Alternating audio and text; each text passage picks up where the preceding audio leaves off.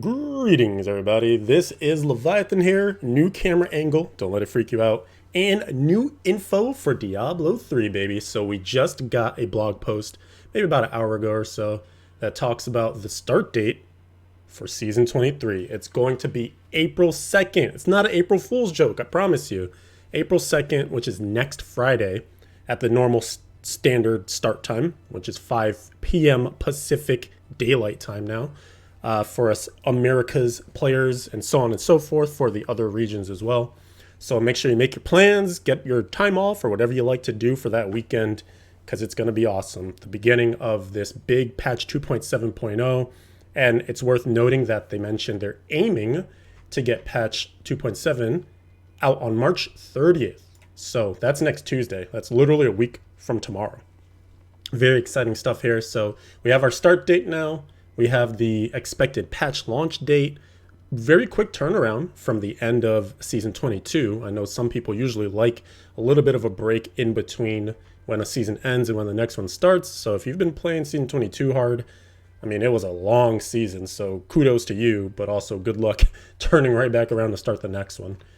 The one thing that is worthy of note for this coming season is that the season theme, if you will, the follower changes, are non-seasonal as well. So this could be a season where you skip playing the actual season and then just start whenever you want to with non-seasonal. However, everybody loves the beginning of a new season. It's a nice chance to reset your progress, get everybody and all your friends on the same, starting plane, and then where you race to from there is where you race to. Plus, we did just get a preview of what will be the reason to do the season if you like cosmetics. So on the PTR, we actually couldn't see what the pet would be or the portrait frame would be. They've started to add these incentives to go all the way through the season journey to Guardian, and we didn't see it this time around, which I don't know if it was just like to keep the suspense or if they just weren't ready to show it yet. But in any case, now we see that it's a Lacuni Cub pet and a chopping block portrait. Both look very cool.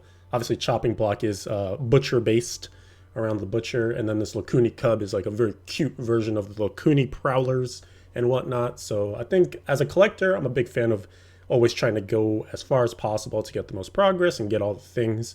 So I'll be doing this. And then again, this is a reason why you may want to participate in the season and get these done. So you have to go all the way through the journey to get that. And they do tell you some of the things to keep in mind for the seasonal journey. You can always, when the season starts, create your seasonal character, do Shift plus J, and then you'll see the whole season journey lined out, all the different objectives you need to do. No big deal there. They haven't changed them much in for a while now, and they're all very easy, especially given the power level of the sets. Stuff that I did scroll by, and again, there will be a link to this in the video description as per usual. Also, some of the coverage I did in the past already talked about a lot of this, so I'll only touch on the things that are relatively new, but in case you did miss, just very briefly, we'll mention that there is the follower revamp, so now the followers will be able, as you can see on screen here, to wear 14 pieces of gear, so that's the standard 13 slots, plus their follower token. They have updated skills and abilities, some that are much more powerful now. All of them come with a cheat death mechanic, which can be very useful for you, especially if you are on hardcore. The Emanate system means that there are certain legendaries, when you put them on your follower, you as a player will benefit from, like Nemesis Bracers, Flavor of Time. And again, I covered all these in a past video. I'll put a link to that in the video description as well, so you won't be able to miss it. As far as I talked about the seasonal conquest and everything too. I'll put a link to that in the video description as well. Tons of content that we've already covered. We're ahead of the game. The Hadrig's gifts and all the different sets. What's more important here, though, in terms of updates, again, this is all the follower stuff. The one thing that they did change, well, there were a couple of changes throughout PTR as well, kind of bring some of the skills in line or just make them easier to understand for the updates and such. They made the scaling still exist with the skills for the followers. So, for instance, on the Scoundrel, it's a dexterity-based follower. So you're going to want to scale its dexterity up in order to get the highest benefit from their skills, because a lot of them have, like, for instance here, 3 to 7 seconds of being able to be concealed by the Scoundrel when the cheat death procs. To get that 7 seconds, you need to be on the high end of the scaling for dexterity. And what we discovered was that it's about 10,000 main stat on your follower. They get a 2.5 multiplier for main stat, and so that would give them 25,000 main stat once the multiplier goes through. So basically you just want to aim for that 10,000, and that's not too hard to hit, especially once you get some ancient items and things like that. The biggest thing will be if you're playing a class that doesn't match up with the follower that you want to use as far as main stat, then you're gonna have to go out of your way to craft some things and like configure some gear and stuff to get those main stats if you want to benefit from the highest levels of the skills. But the one that was really OP was this ability to essentially crit 100% of the time when the scoundrel throws out this Knight's Veil cloud, covers a 20-yard area. Before it was 5 to 10 seconds, and they brought that down to 2 to 4. Pretty understandable. It might be a little strong on the pulling back of it, because now it doesn't even go at its maximum. It doesn't even go to the previous minimum, but it is definitely very powerful. And I guess the idea here is that you hope this will pop down on your like skill rotation cooldown. If you have like, you know, popping all the wolf, a COE, Oculus ring, all those things coming up, then ideally that would also line up with this shot, and then boom, you're doing crazy damage, especially against bosses and things like that. Not to bury the lead, there are a couple of other things that they did adjust here. So all the stuff in red is what was changed after the PTR ended, and they made the teleport, which makes a lot of sense because you're going to be teleporting quite a bit with the way that they reworked Firebirds. They adjusted the animation speed. Doesn't, hopefully for the better. It doesn't even say like what they did, but I'm assuming they improved it.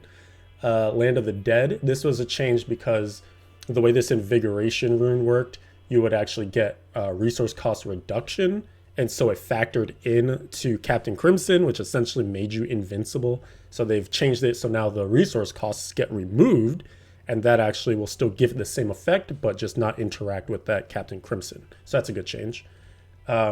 Here you can see they made some changes to Rathma. It was really good at the start of PTR. Then they changed it a lot, and it wasn't nearly as great. And now I'm not sure where it lands. The Necro mains will have to let us know if this is now a good change.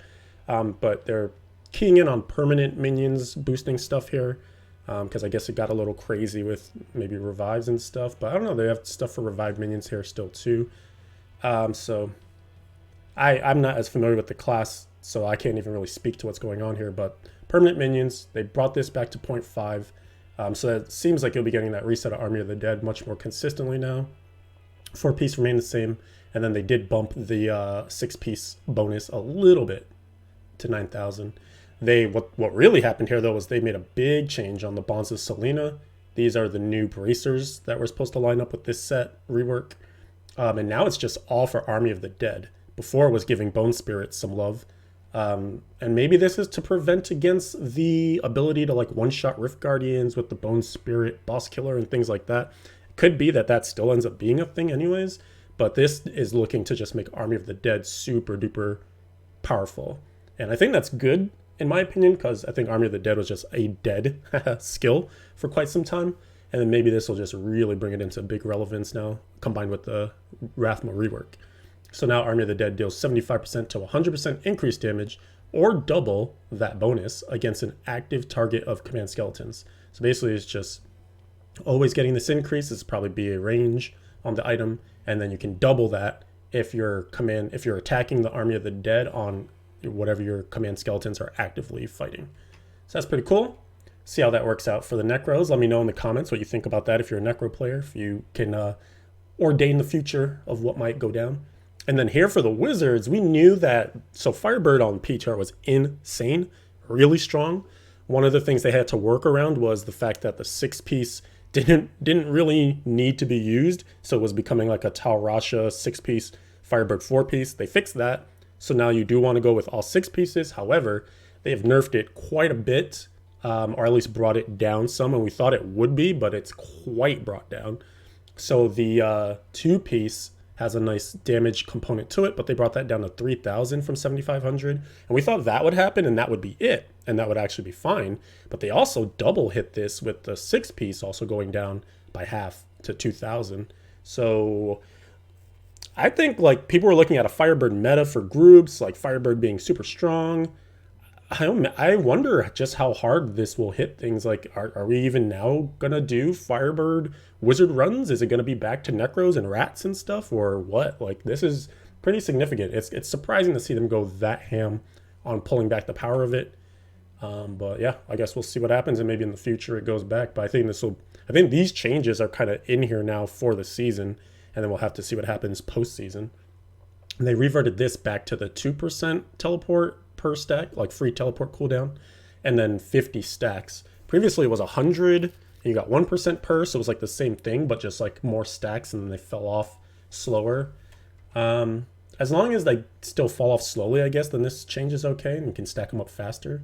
Guess we'll see what happens there. It's all about like how much time it takes to stack them up and how slowly they fall off. So that could just be a moot change. And then here on the Demon Hunters, we got one more Pierce back. It's just like the battle of them slowly giving us some power back. I think this is good though, obviously. Being able to pierce 4 times for the limit. I think it'll give this set the necessary boost that it needs in order to still be competitive at the higher tiers of clears. I think it's still losing some power for sure. Obviously, it's still killing the missile dampening stuff, but also still bringing the set down in general. But I think this is kind of getting it much closer to where we used to be at least. So it should be good still for speed farming, I'm anticipating. God should still be fun to play. I think the more pierces we get back, the more fun it is. I want 5, but 4 is good. 4 is a solid compromise. And last but not least, a couple bug fixes here. Legacy versions of Etched Sigil were doing some weird stuff, so they fixed that. So if you are going to play non-seasonal, then it'll be a little more fair, since if you don't have a Legacy Etched Sigil, then you would be kind of screwed on that one. They fixed an issue with the follower cheat death. It would activate while you were shielded. That was definitely a strange bug on the PTR. Glad they got that one. Super good for hardcore and just in general for things working the way they should. They fixed an issue where the Templar would stop following the player. Just like, I'm done. I quit. I hadn't heard about that one. That would have made the Templar like by far the worst choice. And he actually now is kind of the worst choice. But that, if that stayed in, for sure would have been the worst choice. And then last but not least, they fixed Revive Personal Army buff, not persisting with Rathma 4-piece bonus, which is your defense. So that's it, guys. The patch is in the books, basically. It's coming next Tuesday.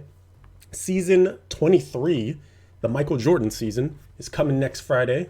Not this Friday, but the next Friday, April 2nd. And a couple of good changes here. Wizards might be a little bummed out. Cool pet and stuff coming. Let me know what you think. Comment in the comments. We want to hear you guys, what you're going to play. Has it changed now with seeing the final patch notes?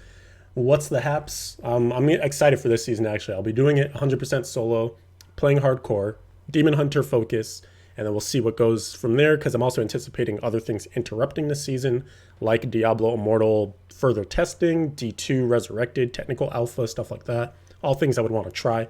So I'm not going to commit to anything too crazy for my own season, but you know me. I'm going to play a lot. I'm going to enjoy it. So let's talk it up and see where you guys are at with everything. Until the next video, I want to thank you so much for watching this one. Adios for now.